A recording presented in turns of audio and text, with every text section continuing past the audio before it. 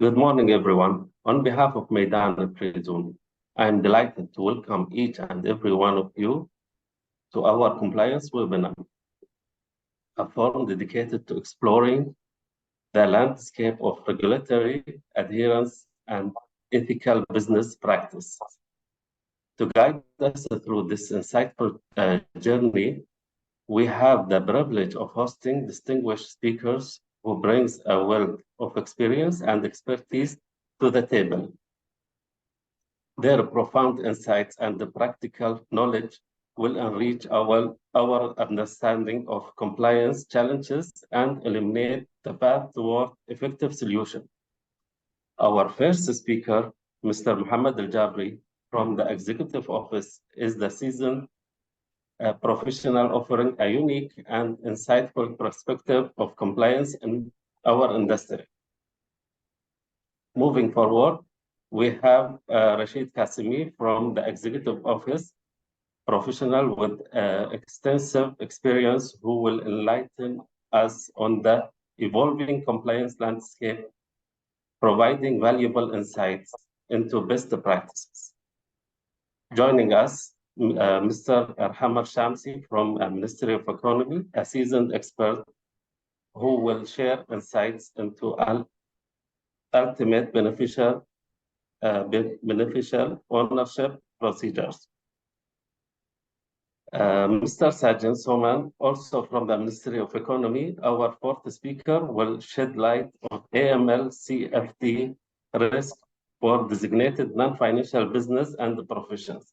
Our fifth speaker and sixth speakers for this webinar are Manula Ranasinghe and Harpreet Singh from Meydan Free Zone, who will share their expertise on Meydan's internal compliance process and the requirements for ultimate beneficial owners and business owners to ensure an engaging and smoothly conducted Q&A session. We have Dinesh Perera from Meydan Free Zone skillfully guiding and moderating the discussion. A warm welcome to esteemed speakers. Without further ado, we invite our first presenter, Mr. Mohamed Aljaberi, to commence the knowledge sharing session. Mr. Mohamed. Thank you, Mr. Hamid. First of all, good morning, everyone. As I was introduced, my name is Mohamed Aljaberi from the Executive Office. I have been 3 years since the establishment of the Executive Office. I will be presenting to you the role of the Executive Office. So can I have the next slide, please?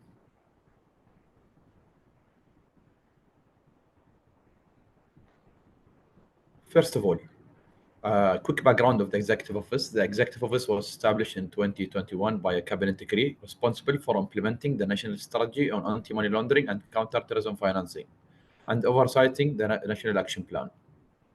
It serves as the primary coordinating body on AML CTF efforts in the UAE, aiming to strengthen and sustain the nation AML CFT structure. The Executive Office has 3 core functions. We receive a lot of questions. What is the role of the Executive Office? What is its main core pillar? How is it different than the other policy shapers? The Executive Office has 3 core functions. First of all, national policy and risk. It is responsible for monitoring and assessing national risk, develop and propose policies to mitigate these risks and conduct assessment. Second core function and the vital function is the national coordination and follow-up, is oversighting, adoption and implementation of the national strategy and action plan, in addition to complying and analyzing the national AML CATF statistics. Third is the communication and strategic partnership, looking after international partnerships and enhancing UAE contribution to the global agenda and promote UAE profile. Next slide, please.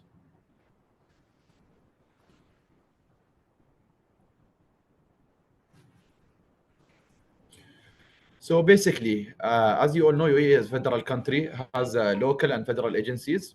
So the Executive Office basically works with federal and local agencies. And here are some of the agencies that we work with them. We break the agencies into pillars. For example, we list all the supervisors together and the registrars together.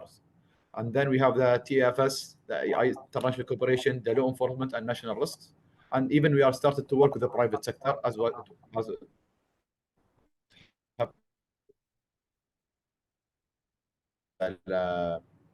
during the on-site that was conducted in January.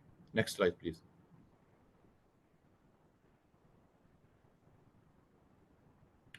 Okay, the National Coordination Follow-up. I'll provide you with some of the projects that the NCF department works on. The NCF developing the national strategy, which is the new AML CTF strategy from 2024 to 2027. The second project that NCF is working on is the mutual evaluation report that will be conducted by the FATF, the fifth round, the new assessment of the country. And to do all this, the NCF is supported some e-systems, such as the National AML CTF Strategy Implementation Monitoring Platform, which is the ADA from the system that is used by the PMO to monitor federal agencies, the case management system for tech, and the National Statistics Platform, where we comply all statistics. And another big project that the NCF works on is the UE self-assessment. So basically, the NCF monitors all federal and local agencies, assess them and their compliance with all AML CTF requirements, and make sure that and any agency that finds the executive office finds deficiency. The second function is the risk. One of the projects that the policy and risk have worked with is the virtual asset and legislations. So basically, the PRD department worked helping a risk assessment, and this assessment had some outcomes that made some big bank that they are currently finalizing it with the World Bank. Another project is the illegal wildlife trafficking partnership with United Wildlife and the UBO requirement for the National Economic Register. Next slide, please. Here we have the communication strategic partnership, their engagement with business sectors, develop close ties and domestically and internationally, promoting the UE profile and narrative, enhancing EU contribution to the global agenda, soft power and economic diplomacy. And here are some of the international bodies that the CSP teams have worked with. Next slide, please. This is one of the projects that we are proud of as the Executive Office, the UE Public-Private Partnership Committee. It was established in 2021. It is chaired by the Executive Office. It has members from the government entities and 17 private sector. Its objective is to provide a common platform to bring together relevant governmental agencies and the private sector. For the purpose of consultation and sharing the expertise in AML, CFT, and counter-proliferation financing. It will help enhance channels between the public and private sector to combat illicit financial activities. It is the public-private partnership is how can I say it? It is unique in the region. It's the first in the region. As you can see, it is identified in UK, US, and Singapore. And this committee helps bringing sharing of information between the private and public sector, which helps increasing awareness. Next slide. And here I am done for my part.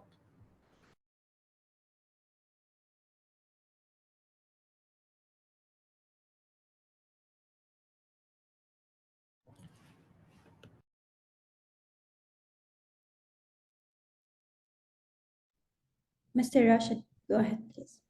Over to you. Okay, thank you. Thank you so much. Good morning, everyone. Thank you for Mr. Hamid for his introduction. Now, the question we are asking is why the United Arab Emirates is embarking on the compliance journey. This question, of course, is one of the most interesting one because we should know why we are doubling efforts to be in line with international standards, particularly with the beneficial ownership, since we are discussing with the Meydan entities. So please, next slide.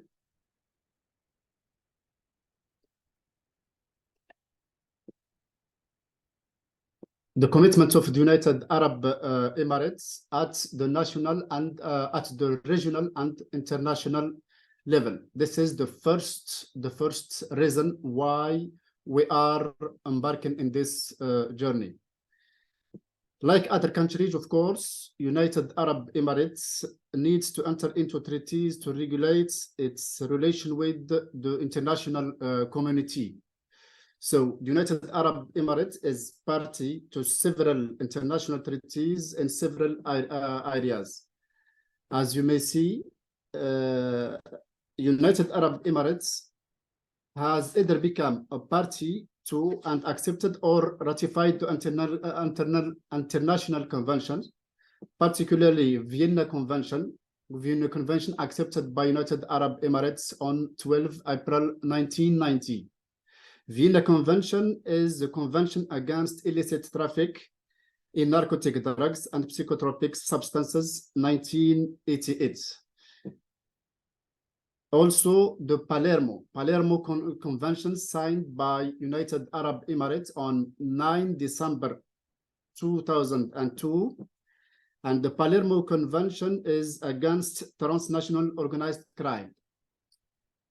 By signing and accepting these two conventions, Vienna and Palermo, the United Arab Emirates criminalized money laundering in line with these conventions, and therefore in line with the FATF requirements. FATF, as you know, is the international body setting the standards, international standards against money laundering and terrorism financing. And one of the requirements of the recommendation of FATF is to adopt, accept, and ratify this international conventions. And based on this international convention, we should criminalize internally in our laws and the regulation in United Arab Emirates the offense of money laundering. And this is the case in United Arab Emirates. United Arab Emirates is in line with international standards in criminalizing the money laundering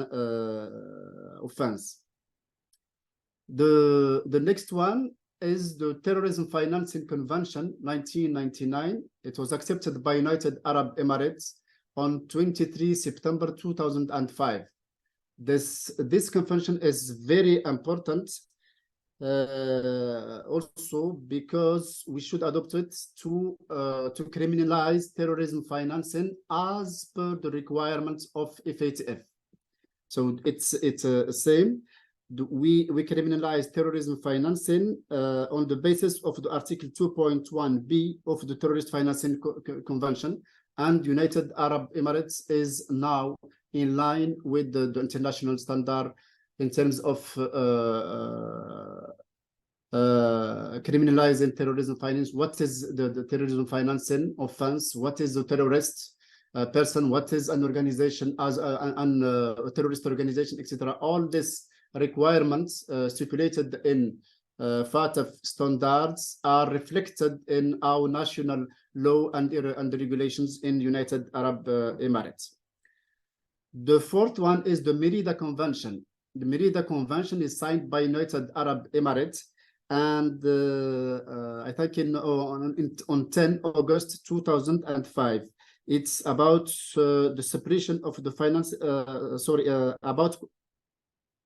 It's a convention against the corruption, and as you may see, in last few weeks, we just see that the index of transparency, international transparency, United Arab Emirates is one of the first countries over the world having good score in terms of fighting the corruption.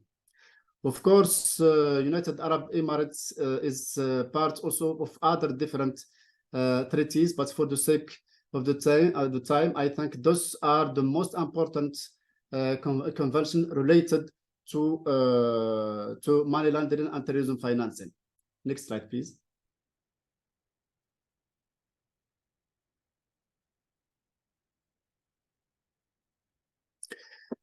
Okay, this is the second answer for our question why we are embarking in this journey, because United Arab Emirates is part of the MENA-FATF. MENA-FATF is the Financial Action Task Force for the Middle East and North Africa. United Arab Emirates is a founding member of MENA-FATF since 2004. When we say that United Arab Emirates is a founding member of this regional organization, we mean that we have commitment. We commit with the international community to adopt and implement FATF 40 recommendation on combating money laundering and terrorism financing. This is the commitment number 1.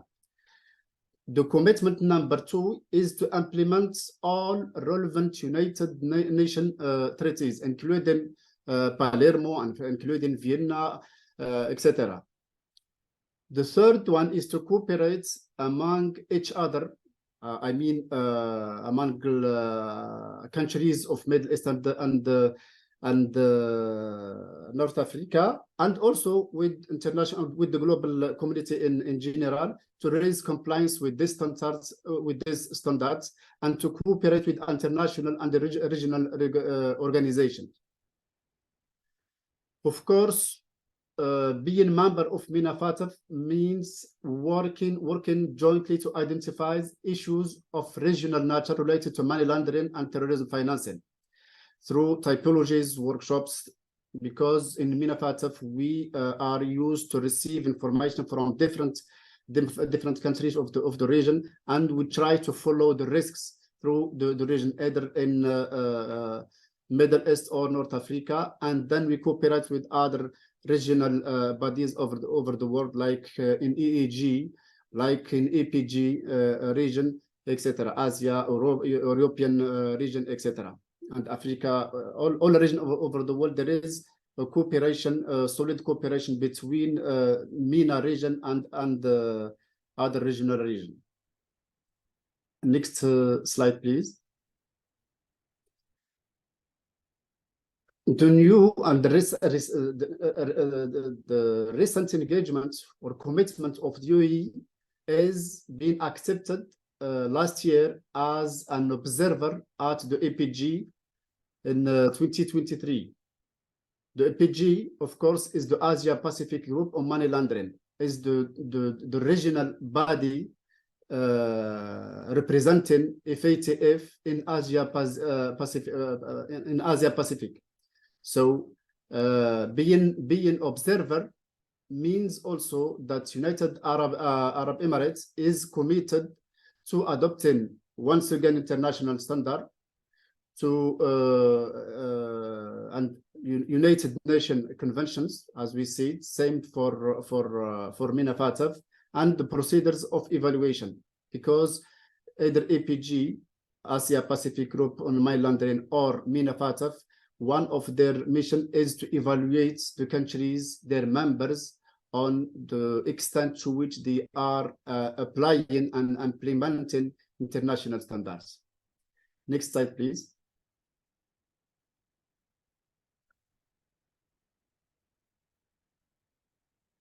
Next.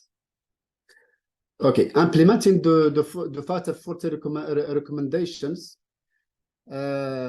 we can take it according to the FATF standards through 7 sections. The first section is IML safety policies and coordination, which means that the requirement here from FATF is to have procedures that enable authorities to coordinate, to exchange information, and to fight in an effective way the money laundering and terrorism financing.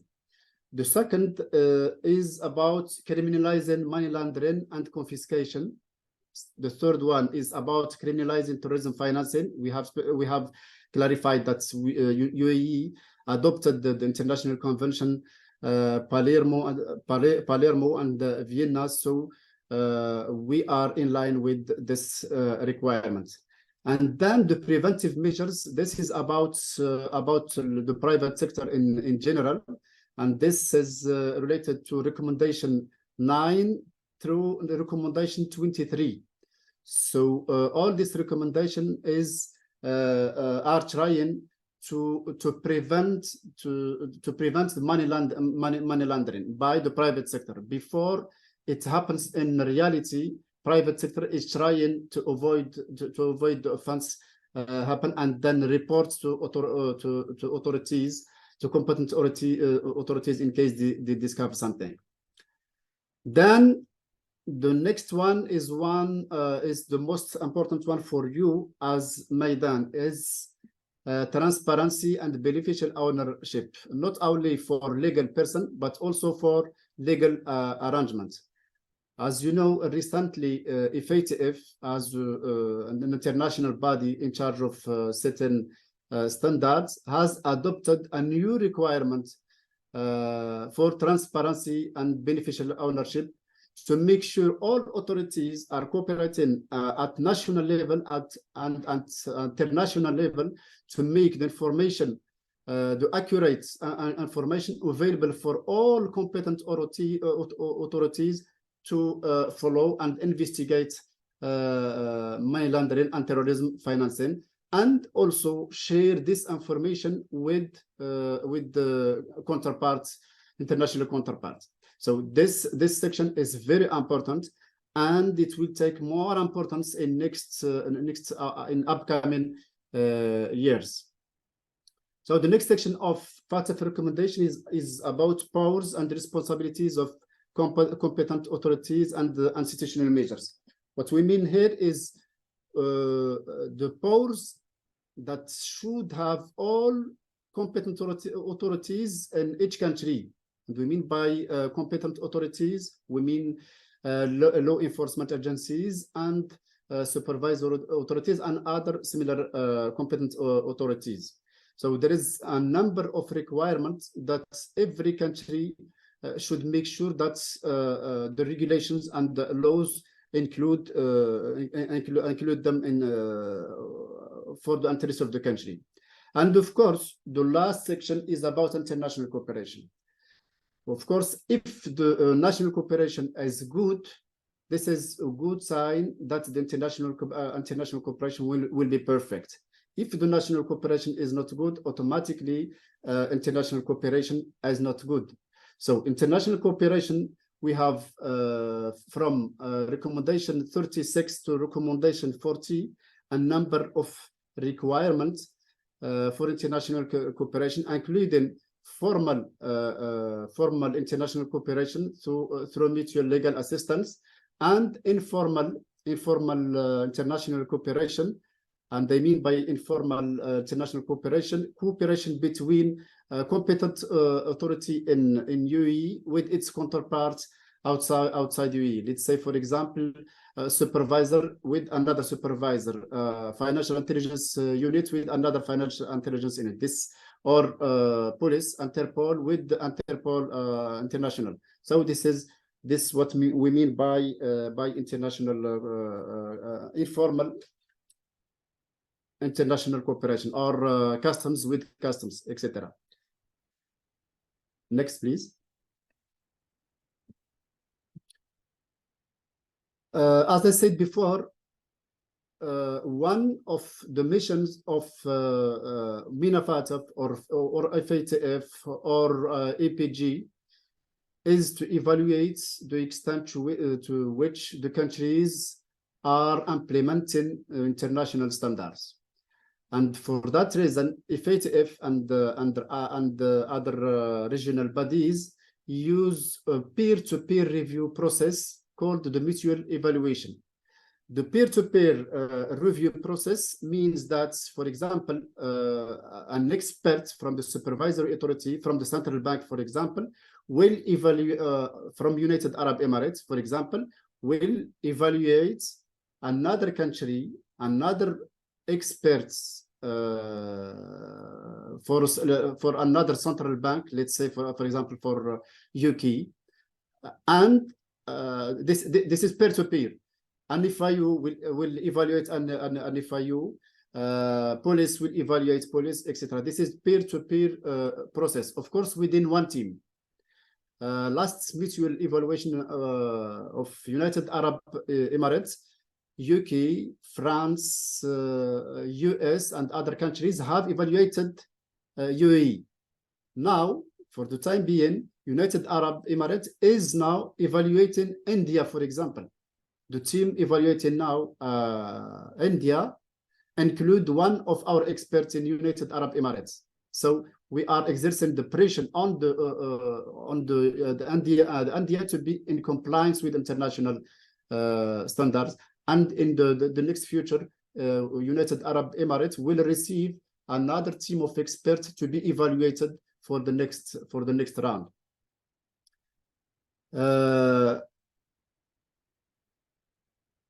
For the sake of time, we will not go through the process of evaluation, but we will just mention what are the consequences of mutual evaluation. The consequences of a mutual evaluation process is the first one, placing the country under enhanced follow-up process, which means that your country has to provide a detailed report on the action taken during 1 year and present it to the plenary to be discussed and to be adopted, which means that the country should justify that the country has made the necessary progress to address deficiencies identified during the mutual evaluation process. The second process is the regular follow-up process. But most of the countries, let's say for all Arabic countries, for example, are under enhanced follow-up process. Okay, now once the mutual evaluation is done, we wait for one year after the adoption of the report. So wait for 1 year, and the FATF comes and see the results of the country. If the results of the report of the country meet some criteria, then the country will be added to the ICRG follow-up process, what we call the gray list. Gray listing. Now, for the time being, the United Arab Emirates is under the gray list and is under also the report is under discussion currently this week in FATF.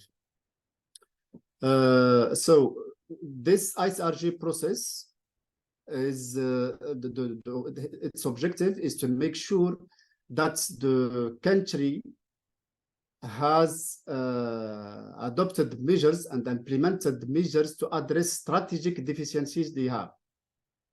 This is the objective of ICRG process, by exerting, of course, pressure on the country.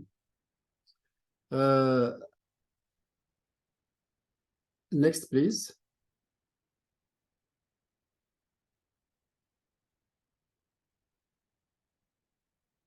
Now, if you are a country under the FATF gray list or black list, what does it mean? Being in gray lists means that the country face increased monitoring from FATF. The country will be followed by FATF and international global community until it is able to fully comply with the FATF standards. This is the gray list. The gray list means that you have strategic deficiencies in your IML safety system. The black list, this is the worst scenario, means that there is no effort made by the country to address this strategic deficiencies they have in their IML safety system. For the time being, we have only 3 countries over the world, which are Iran, Korea, and Myanmar. Next, please.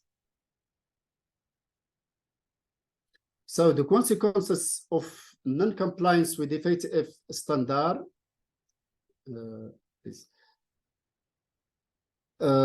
are that these countries are denied access to international banking network, and they face difficulties in obtaining multilateral development fund from IMF, from World Bank, from Regional Development Bank.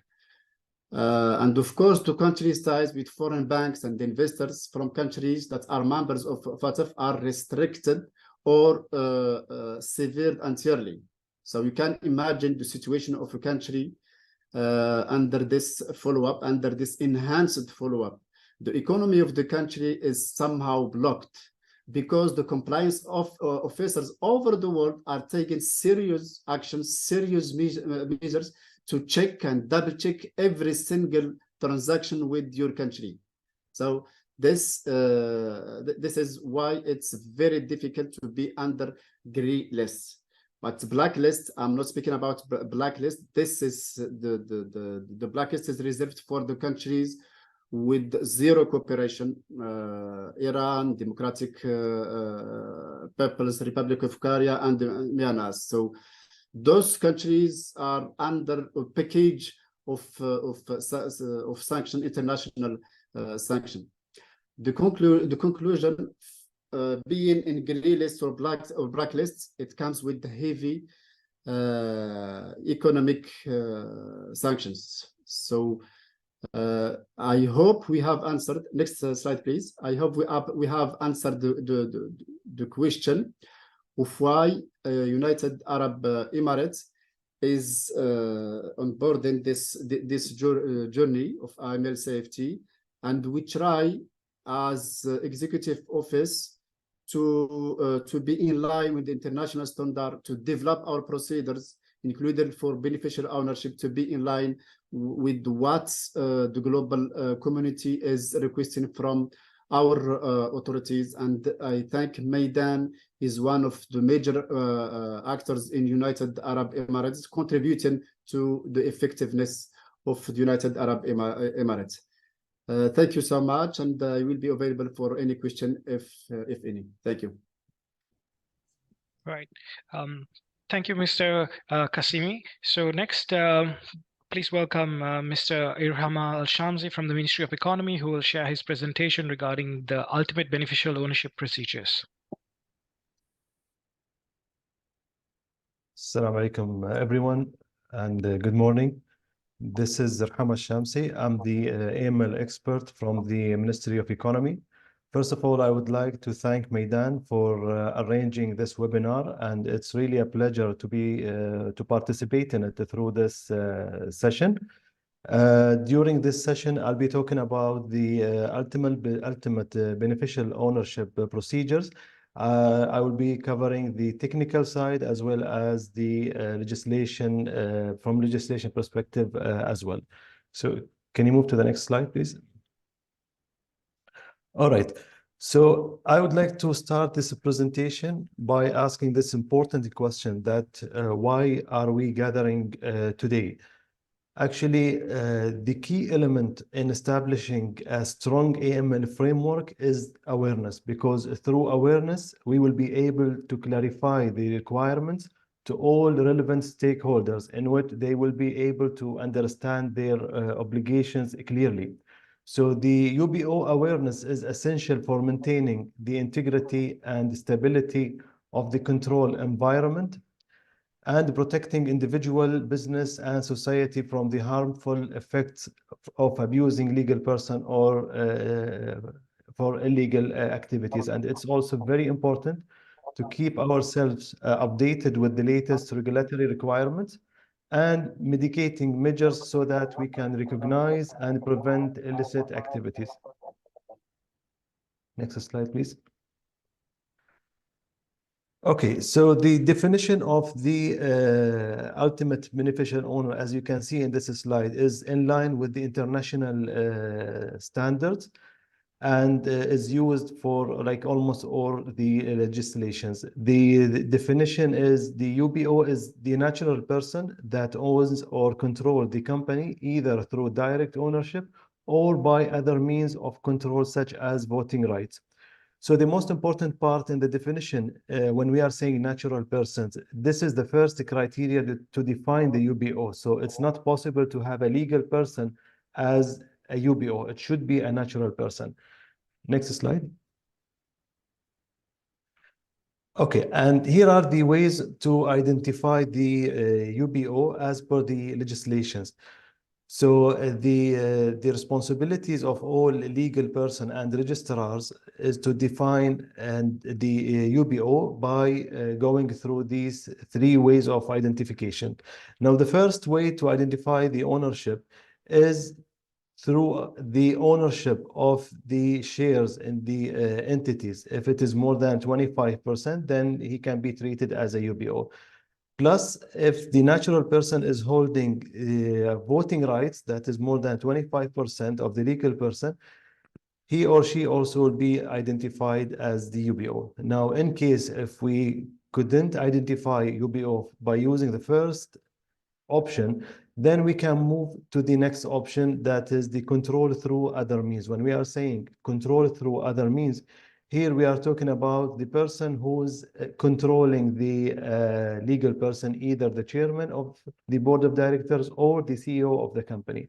And if both ways didn't work, then the last option is to consider the person who's having or who is as a senior managing official can be treated as a UBO. But in overall, we have to start by the first option. We cannot jump to the third one. If the first option didn't work, then we can move to the next, the second, and the third. Next slide, please. Okay, so why UBO identification is very important.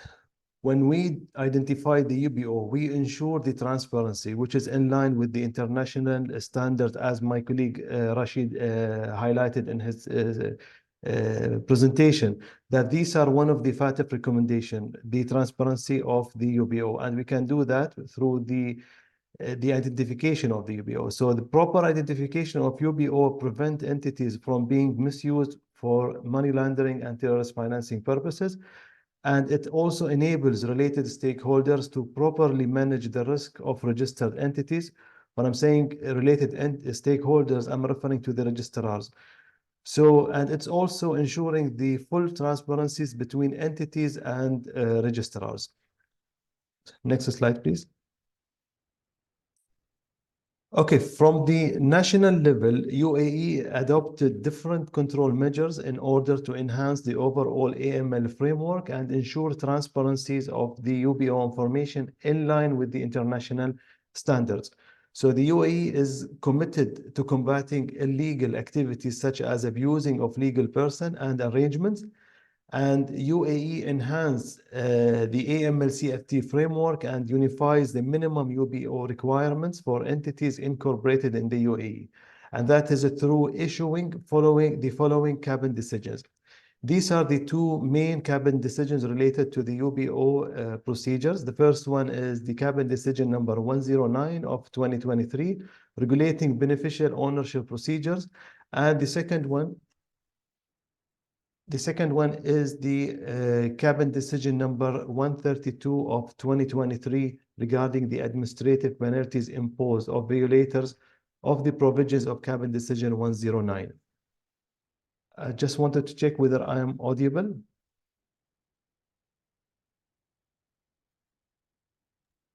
Yes, Am you're I audible. Yeah, all right. Sorry. Okay, so these are the two main cabinet decisions. The first one talks about the procedures, and the second one, it's about the penalties in case of violating any of these requirements. Next slide, please. All right, so I'll be starting with the cabinet decision number 1 that talks about the UBO procedures. And I will split it into two sections. The first one, I'll be talking about the obligations and the requirements for the legal person. And as you can see in the slides, these are the major requirements when it comes to the legal person, that the legal person should provide the registrar with the basic company information, and also they obtain and maintain appropriate, accurate, and up-to-date information of beneficial ownership. And this is one of the most important tasks of the legal person, that they have to make sure that the information are always updated and available. Plus maintaining the register of beneficial ownership and update any change within 15 days. And also maintaining a register of partners and shareholders and updating if there is any change within also 15 days. Plus provide the registrar with the information contained in both registers within 60 days from the registration days. These are for the the legal person which are newly established or incorporated. They will be having 60 days to submit the both registers to the registrars, and also provide additional information in case if it was requested from the registrars within 14 days from the date of the request. Next slide, please. Okay, and there are also some other requirements on legal person. Now, this is in case of any liquidation. If the company is subject to dissolution or liquidation, then the liquidator shall provide the registrar with the register of beneficial owner and partners or shareholders within 30 days from the date of liquidator's appointment. Record keeping is also one of the major tasks that was assigned to legal person, that they have to make sure that to keep the information contained in the register of beneficial ownership, partners or shareholders, as well as any other data as requested to maintain under the enforced legislations. So it's not a matter of just submitting the information to the registrars. No, you should always maintain and keep these records available. The last thing is to provide the registrar with any amendments made to the data within 15 days from the date of change. So if there is any change in any of these registers, then the legal persons are obliged to notify the registrars within 15 days. Next slide, please. All right, so these are the requirements or the obligations when it comes to from the other side, the registrars. And the reason why I'm even trying to highlight these requirements, just to let you know that the control measures and the procedures are the same in all registrars in the UAE. So you won't find any difference when it comes to the procedures and the control measures. For example, today, if you are dealing with Meydan, and tomorrow, if you are dealing with any other registrars, you will find out the same measures. So the measures are as the following, that registrars are responsible to advise companies to provide information on beneficial owners or nominal directors within a specified period, as I highlighted earlier. So the registrar also, they will keep notifying and informing their legal person about this, plus issuing templates, notices, and guidelines related to registration procedures or the regulation of beneficial ownership. And this is something very common. You will find it almost like with all registrars. If you visit their website, you will find out the templates and the required the guidelines pertaining to the registration procedures. Plus, registrars also to automate and classify obtained data for easy retrieval and exchange with the concerned bodies. Many of the registrars, they have used the alternative ways to collect data, that is, by having like automation tool or system, or even some of them, they are using also application in which they can reach out their legal person. Plus, the obligation of the registrar is to provide the required data for the National Economic Register and any other data as requested by the Ministry of Economy. Next slide, please. Okay. There are also other requirements on the registrars to keep the basic data and ensure their accuracy, update, and accessibility to the public. As you know, that the basic data of legal person can be accessed. But when I'm saying basic data, that will exclude the UBO and the ownership information. Plus, obtaining and ensuring also the accuracy of beneficial ownership data upon the company registrations, as well as keeping all the registries for 5 years in case of any termination of legal person. So these are the overall obligations on the registrars. Next slide, please. All right, so this is the cabinet decision. This slide will cover the cabinet decision number 132, and I will try to summarize it as much as I can. It talks about the penalties or the administrative penalties in case of violating any of the requirements that I highlighted earlier. The cabinet decision 132 contains 16 clauses. And in case of any violation, the enforcement will start by issuing the warning letters. So after issuing the warning letters, there will be a period for correction, like around 30 days, so the legal person can work out and remediate the discrepancies. So if it didn't work, then the registrar will move to the next way to enforce that by issuing financial penalties. And the range of that financial penalties will be from around 5,000 dirham to 50,000 dirham. And still also there will be like around 13 days given to the legal person in order to remediate the discrepancies. And if not, then the last option is to apply the third administrative measures, which is again financial penalty ranging from 10,000 dirham to 100,000 dirham, alone or in conjunction with the suspension of the trade license. So by this, I reached to the end of my presentation. I hope it was informative. And for further details on the cabinet decisions, you can reach out the Ministry of Economy through our website, and you can download both cabinet decisions. Thank you very much. Okay, thank you so much, Mr. Irhama, for that. So next, I would like to invite Sachin to go through his presentation. Thanks, Dinesh. First of all, thanks, Meydan, for arranging a webinar for these topics. Really informative presentations from Mr. Mohamed Aljaberi, Mr. Irhama, and Rachid. So let us just go to my presentation now. Yeah, please, next slide, please. So this is the basic agenda we are going to discuss today. After the introduction, I will be going for what are the different DNFPP sectors the MOE is supervising. Then what is the definition of a CSP as per the regulation? Then the AML obligations of the DNFPP sector. Then what are the different threats and vulnerabilities we identified during the NRA and SRA? And basics about like how to perform a self-risk assessment and customer risk assessment. I am aware of the time, so I will just try to rush as much as possible. Next slide, please. So this is the regulatory landscape of UAE when concerning the DNFPPs. You can, I had started there with the AML CFT law number 20, and its amendment came in 2021. Then thereafter, the cabinet decision of 2019, and an amendment came to that on 2022. Then the two regulations which Mr. Irhama have already went through in detail.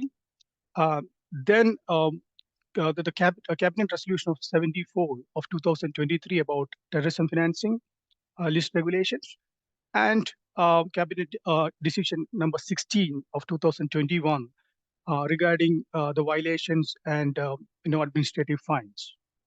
Can you please go to the next slide? Yeah. So as I mentioned earlier, so this is the four sectors comes under our regulatory scope for our supervision.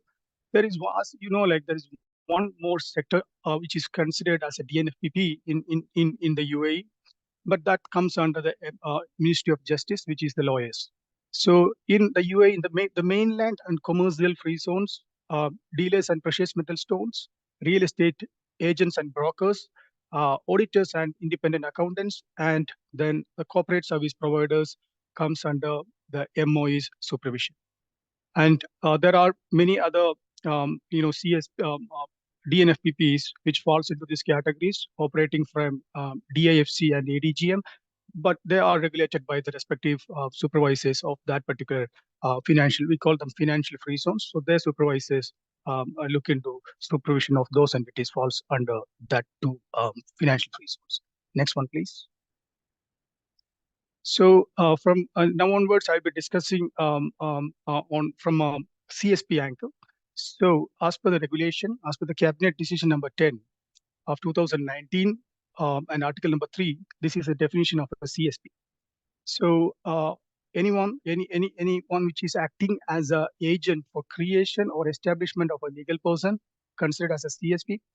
Anyone is acting or equipping as a director or secretary of a company or as a partner itself is considered as a CSP. Then providing a registered office, work address or residence or correspondent address or administrative address for another legal person is considered as a CSP. Then similarly to what I mentioned about the director or secretary side, anyone is acting as acting as a trustee of a direct trust or perform a similar function in favor of another in another form of a legal arrangement that is considered as a CSP. And the last one is working or equipping another person to act as a nominal shareholder. So this is the legal definition of a company service provider in the UAE. Next, please. So when coming to, this is a common for all the DNFPP sector across the UAE. So these are the AML CFT obligation. So each and every DNFPP have to follow. So the first of that is identify and assess the risks related to your business activity. That is a primary thing. So once a self-risk assessment is done on your business activity, the next thing is apply an appropriate KYC and due diligence measures. So why we perform a risk assessment is go back to the basic principle of one size does not fit for all approach. You identify your risk, and thereafter you have categorized your customers or some of your products or services as high, medium, low. Different entities might have different methodologies for this. So on that basis, you will define your KYC and CDD program. Then thereafter, there will be established internal policies and procedures to identify and mitigate the risk on an ongoing basis. The risks are actually dynamic. So this is basically linked to different events. So if the new regulation comes in or a best practice is advised by any of this organization you are a part to, you can update your risk profile. You can bring that element into your risk methodology. So this is actually something which you have to have in place. Then establish an adequate process to ensure that all these suspicious transactions you are identifying at your end is being reported to the authorities within an acceptable time frame. That is another important thing we have to follow. Then a competent compliance officer. So this is another most important factor. So we have to have a competent, because there is actually a practice where in which yes, a person is being nominated as a compliance officer, but thereafter the person never undergoes a proper training, because okay, we understand that in some cases the entities cannot afford a dedicated compliance officer or something, but you have to ensure that that person is getting sufficient knowledge in the due course of time. The person is engaged into different type of trainings to enhance his AML CFT capabilities. Next slide, please. So this is from our SRA document. You can see that this is actually the outcome of the threat assessment for the company service providers in UAE mainland and commercial free zones. So you can see that the inherent risk profile of this particular sector, our sector, is given as high. However, when the controls were assessed, the conclusion was controls are in place, yes, but at the point at which when the measure, this assessment was done, they had concluded that controls are there, but it is partially effective. This is not for any single entity, but it is when you are, some entities have, we can say like a very good effective level of controls, but some of the entities, majority of the entities have medium level, and some of them have very minimal level. So when you're comparing, aggregating everything, the control effectiveness, we have to say that it was partially effective at that point in time. So because of that, because of you have an inherent risk profile of high for the sector, and control effectiveness has been concluded as partially effective, the residual risk has been finalized as high for our sector. Please, next slide. So this is again the vulnerabilities assessment for the entire DNFPP sector. You can see that the third row is for the CSPs. You can see high risk customers, then high risk jurisdictions, anonymity, trade, some elements of trade-based money laundering, the lack of AML CFT awareness, cash-based economy, UAEs, then PEP and high net worth individual presence, especially the UBO side, then known face-to-face interactions. So these are some of the factors which actually desert that particular outcome. Next slide, please. So let us just go to a bit of like some of the threats which the CSP sectors is actually facing. So the first one is like the CSP sector offers a wide range of corporate structures, which includes the investments. So that actually, yes, that is the truth. And especially in UAE is considered as a global market. And we are actually one of the best market in the region, as well as in some areas, we are the best market in the globe. So people are attracted towards this economy, and so that the people, the criminals who want to launder the funds will also focus into UAE, because a lot of transactions are happening, a lot of new companies are operating. There are a lot of options over there, so they will try to just bring their illegal funds to UAE and mix with, it is actually like when a sea of funds is coming and it is very difficult to identify a drop. That is what they will think about. So coming to the next point, the ownership of such entities in UAE, individuals can, a couple of individuals or a single individual or an individual plus a corporate or a couple of corporates together can set up a company. So this actually increases the risk because the people will try to create multiple layers of ownership. So this is actually one of the things which actually attract the people, attract the criminals to try their luck in this part. Then the client profile of the CSPs, because this is another important thing, which even in a couple of my previous roles also, we have noticed this particular thing, like especially in this region, a lot of PEPs, especially PEPs who have access to illegal funds will try their luck in this side. So we have noticed that many times, like if I just quote one example, in one of the previous roles which I had, we have noticed that during the UBO identification, we noticed that this particular person is bringing the funds from a different country, not from the country which he belongs to. So the bank statement is from a different country and the person belongs to another place. So then after further drilling down into this person's profile, we identify that this person actually is a son of corrupt, a country official, or we can say like a ruler of a different region. So he is trying to mix these funds up, and he's trying to, disconnect the origin of the funds from the country of origin. So he was trying his luck, but doing some extensive, and it was quite difficult to identify that UBO structure because it had to go to like 6 or 7 levels. So we identified that this is actually a serious concern, and we had to do the needful. Please go to the next slide, please. So again, these are the vulnerabilities which we already discussed. So the section is exposed, the sector is exposed to dealing with high-risk customers and high-risk jurisdictions, and that is.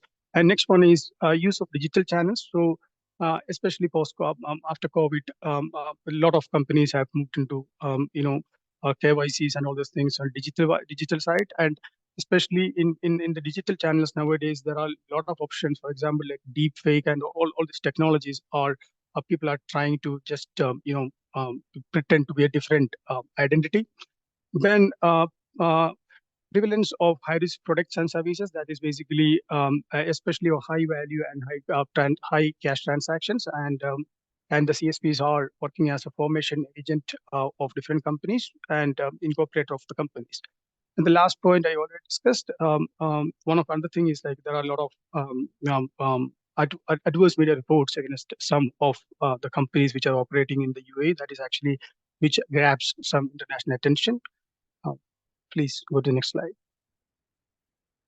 So this is the summary of the NRA and SRA. You can see over there in NRA, the trust and company service providers, the CCSPs were classified as medium high, but in the SRA, it has been, because more drill down approach was there in the SRA and it was high risk.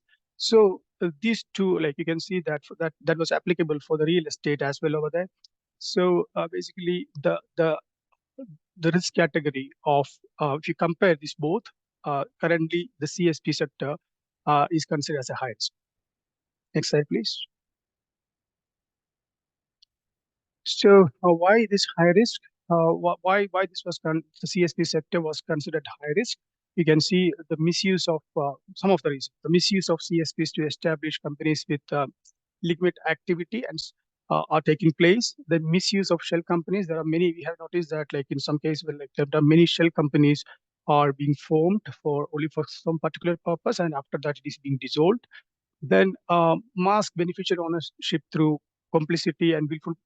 Basically, like multiple layers of ownership structures are being purposefully created to delay the process of the UBO.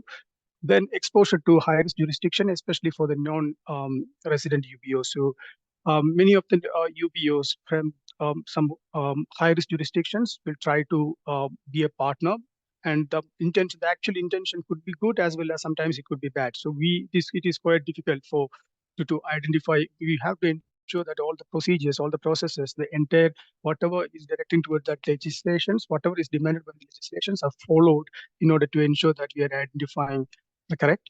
Then mixed standard of implementation. This is something which I have explained earlier. There are some of the DNFPPs are maintaining very high standard of when we are considering implementation of the legislations and regulations, and they have adopted even the best practices from different other regions as well. But on the other hand, there are many CSPs or many DNFPPs are yet to reach to that level or accepted level. So that is actually a concern. Next slide, please. So this is some of the elements when we are performing a self-risk assessment and customer risk assessment. So I'll quickly go through it. Or do one thing. Can you please move to the next slide? Know that we have almost past 7 minutes of the scheduled time. So basically, when you are performing a customer risk assessment, these are the few areas we should look into. So there are 4 areas which is advised, which is customer, geography, products and services, and delivery channels. So under that, in the customer channels, when you're looking from a customer category, you should look into the parameter. We should look into the PEP involvement, SDNs, individual or entities. I mean, like especially designated nationals. Then complex structures and adverse media. These are the areas which you should look into when you are performing a risk assessment, self-risk assessment, or customer risk assessment. Then geography, the location of the business, the location of the subsidiaries, whether this is being related to any of the high-risk jurisdictions. Then business connected to, if this business is connected to any of the high-risk jurisdictions, even though they don't have an office, they don't have a subsidiary, but they're connected somehow.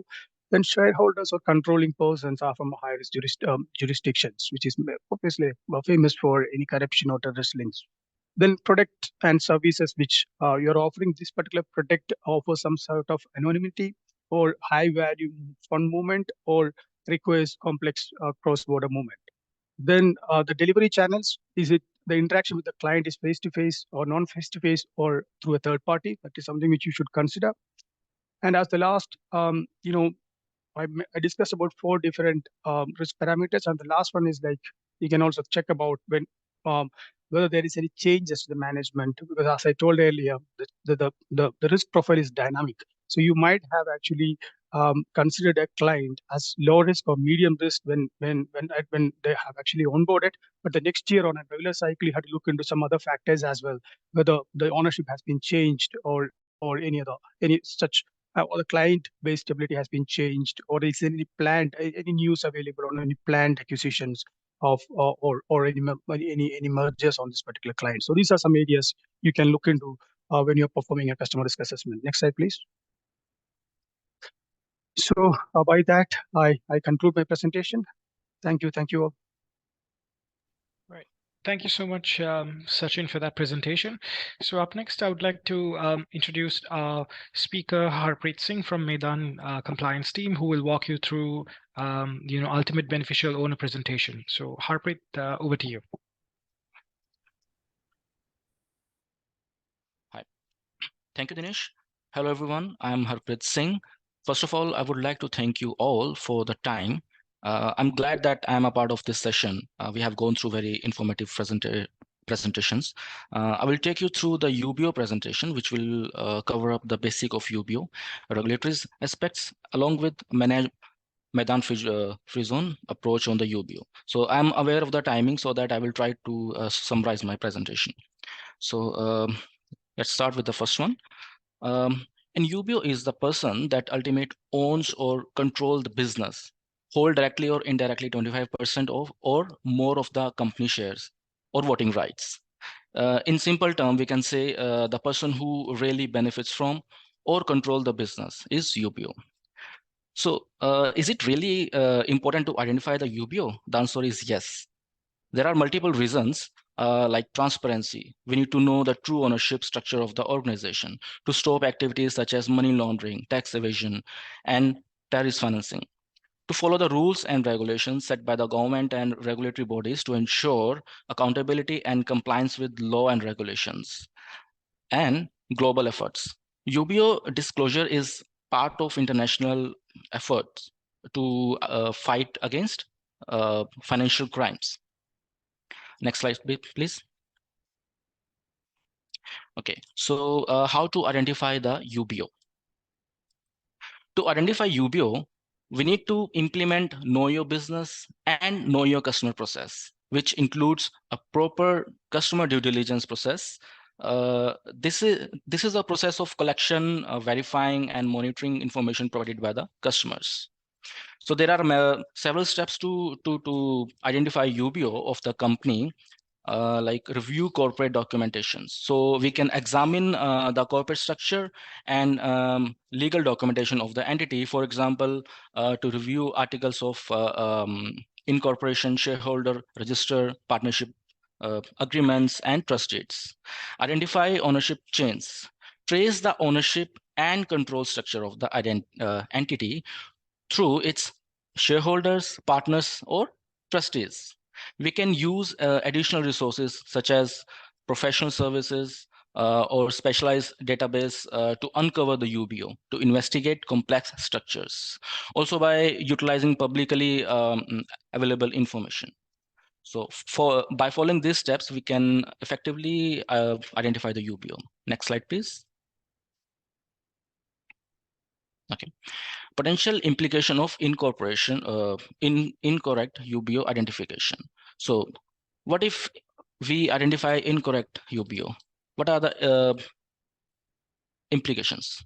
So incorrect UBO identification can have several significant implications. Failure to identify the UBO may lead to non-compliance with legal and regulatory requirements. It increases the risk of financial crimes such as money laundering, terrorist financing, and corruption. It can damage the trust and reputation of the entity, which can be a possible reason for loss of business relationships and credibility. It may also lead reputational risk for stakeholders. Therefore, incorrect UBO identification underline the importance of thorough due diligence compliance with regulatory requirements. Next slide, please. Okay, so now the time is for the poll question. We will take this poll question in 10 seconds only. Audience will have 10 seconds to answer yes or no for this question. The question is, do you maintain a record of ultimate beneficial owner? I will repeat the question. Do you maintain a record of ultimate beneficial owner? You have 10 seconds. All right, 5 seconds left. Okay. Okay, done. So can we have the result, please?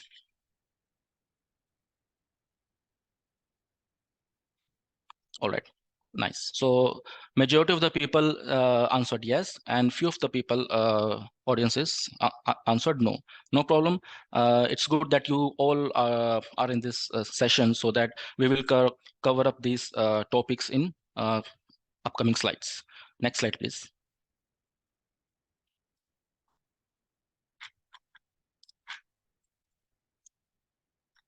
Okay, EU regulations on UBO.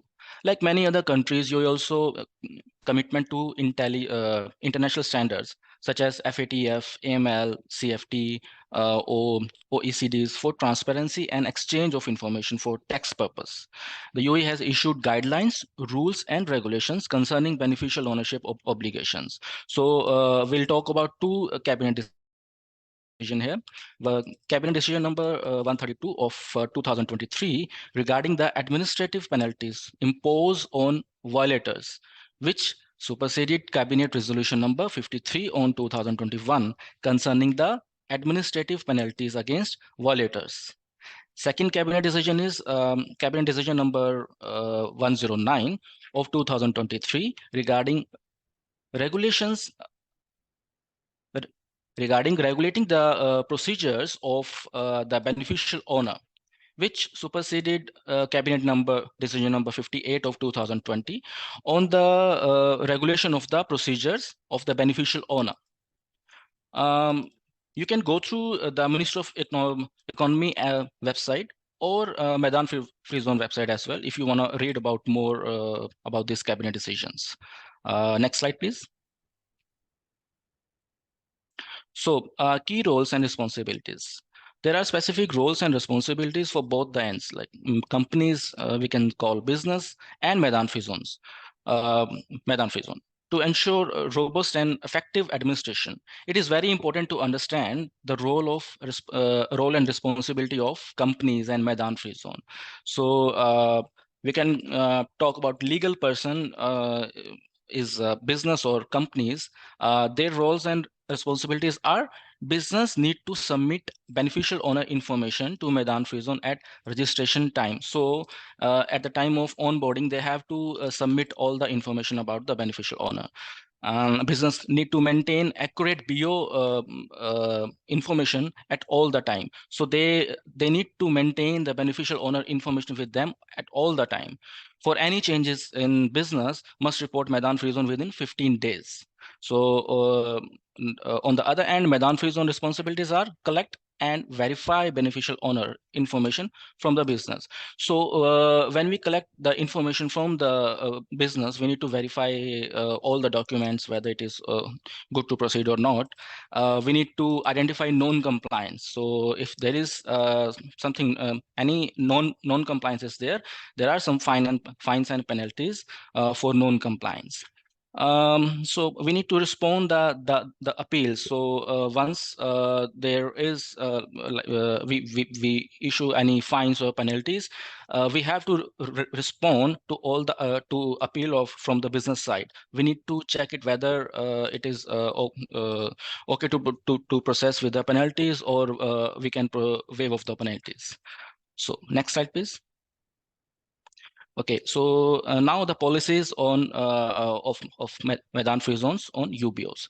So we segregate this in 3 steps. Like step 1 is Meydan Free Zone require all the companies to disclose their UBO at onboarding stage. So when companies onboarded here, they have to disclose the details of their UBOs. So client need to submit the and declare accurate UBO information. So the documents they will submit has to be legitimate. It has to be accurate information, and the and this UBO information should be added to the company UBO register for transparency and easy reference in the future. Next slide, please. Okay. Step 2 is compliance team. So compliance team do verification of the documents and inspection as well.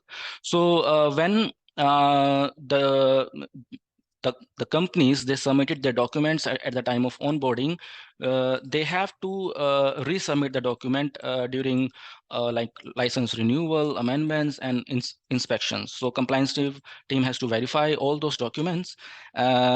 Compliance team to verify the UBO at regular intervals. So which means compliance team can ask these documents during the intervals, like license renewal, amendments, and inspections. Okay, next slide, please. So step 3. There are some administrative penalties. As we have already discussed in UAE regulations, there are some penalties.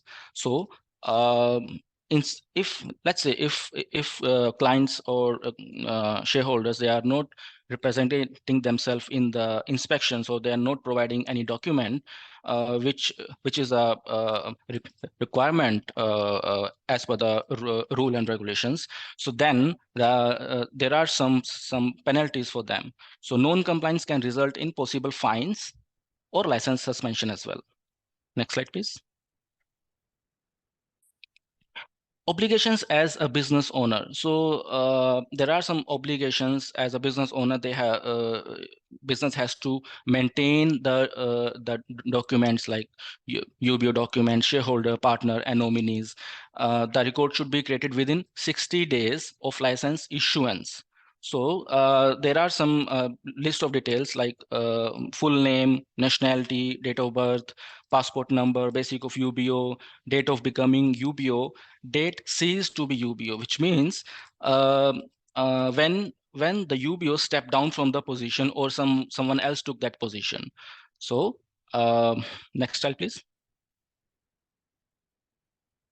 Okay, this is the end of this presentation. I tried to make it as quickly as I can. So over to Dinesh now. Thank you. All right, thank you so much, Harpreet, for your valuable insight. So let's begin with the Q&A session. And so I'd like to invite Manula Ranasinghe from our compliance team to be a part of this Q&A session, and I'll be the moderator for this. So I think we have some very few interesting questions from the audience. So the first question to Manula would be, is it mandatory requirement to maintain ultimate beneficial ownership register? So that's a great question, actually. So it is mandatory because one of the hot topics in UAE is the regulation of beneficial owners. So the UAE introduced specific laws and regulations which must be followed by all Meydan companies in order to avoid penalties. And these laws can be found on Ministry of Economy and Meydan websites. Like if you specifically go to the Ministry of Economy website and go to the tab regulation of business and select combating and money laundering terrorism financing, you will find these rules and regulations. So this is just to provide you guidance on where can you find these rules and regulations. And at the same time, in terms of the UBO register, which requires you to add the details of the UBO, this can be found on the Meydan Free Zone website. And this is something very important that you need to maintain, and this is mandatory that you maintain these details, up-to-date information on this. I hope I answered the question, Dinesh. Yeah, great. Thank you for that answer, Manula. So we also have another important, interesting question. How does maintaining a beneficial ownership register benefit entrepreneurs and business owners? So first and foremost, right, in terms of how does it benefit to the entrepreneurs and business owners, right? It provides transparency, meaning that there's nothing to hide. You will provide the details of the ultimate beneficial owner to the registrar and the regulators.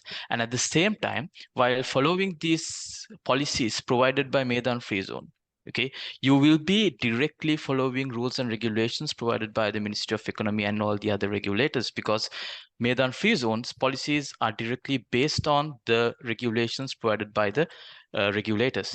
So by becoming compliant to these regulations, these policies, you also become compliant to the regulator, which means it will avoid a lot of penalties from your end. All right. Thank you so much for that, Manula. So another question from the audience is, in case there is no beneficial owner that owns 25% or more, what is the procedure that they need to take? Okay, so just like we've discussed, right? So any person who owns more than 25% more will be initially the beneficial owner, right? In case you cannot identify the beneficial owner through the control, okay, then there can be the control, meaning the person who makes key decisions can be considered as the UBO. And in situations where you cannot identify the UBO through ownership or control, then the natural person holding the most senior position of this company can be considered as the UBO. Okay, that's great. Thank you so much, Manula. And also another question is, where do I find more information about the Cabinet Decision 109 and 132?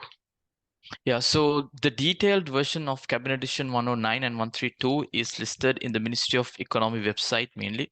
So if you go through, I'll take you through the site. I'll explain it to you for where can you find it. Once you visit the Ministry of Economy site, okay, under Regulation of Business and under the tab Combating Money Laundering and Terrorism Financing, you will find both of these cabinet decisions, which will give you a good understanding what is the expectations, what sort of penalties are there, and all the other details.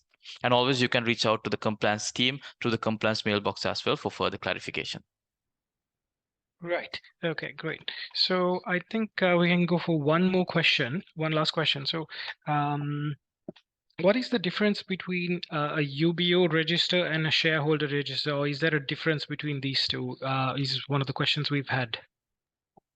Yes, Dinesh, definitely there is a difference because the UBO, ultimate beneficial owner, as we know, can be a shareholder or can not be a shareholder. So the shareholder registry is the document where we update all the personal details and all the details such as the full name, the date of birth, and all these details for the shareholders, right? So UBO registry is where we keep all these details with related to the ultimate beneficial owner, who might be the shareholder, who might not be the shareholder. And also what we need to remember is it's very mandatory to keep these details with us. Yeah, because the share certificate issued by Meydan Free Zone, right? It will not include all these details. It will just have a list of the ultimate beneficial owners and the shareholders. It will not have the personal details. So the UBO registry that you will maintain as a company, will have the history of the previous UBOs, the current UBOs, and all their personal details as well. I hope I answered that question, Dinesh. Yeah. Thank you so much, Manula. Thank you. So I think we do not have any more questions from the audience. So, I'd just like to ask everyone to share your valuable feedback using, the QR code that is being displayed on your screen. And also know that this session is actually recorded, and you can revisit this webinar at any point in time by browsing through our social media websites. So we can wrap up this webinar for now. So thank you, everyone, for joining this webinar.